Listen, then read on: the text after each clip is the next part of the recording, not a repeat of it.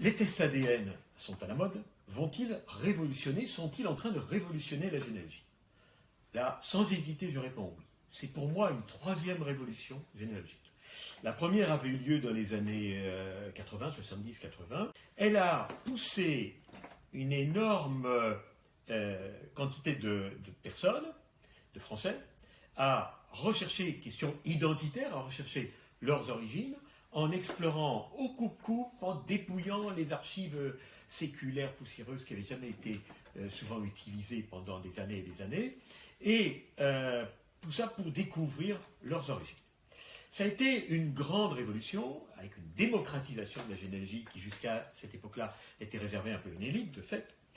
Ensuite, il y a eu une deuxième génération, souvent les enfants des précédents, qui, au début des années 2000, avec Internet, se sont fait piéger tout bêtement, tout simplement, sur Internet un jour, sur un ordinateur, sur la grille de recherche d'un moteur de recherche, ils ont entré leur nom et ils se sont retrouvés sur des sites généalogiques.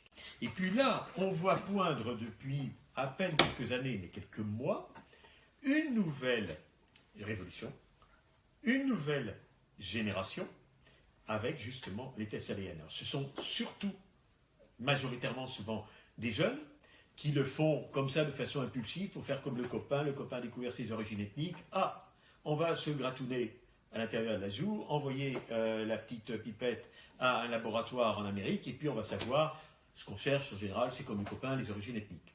On va en reparler, c'est pas évident. Mais, en tous les cas, on a là une énorme population de plus en plus nombreuse, même si c'est interdit légalement, qui est animée de cette curiosité et qui va, de cette façon, découvrir elle aussi, à son tour,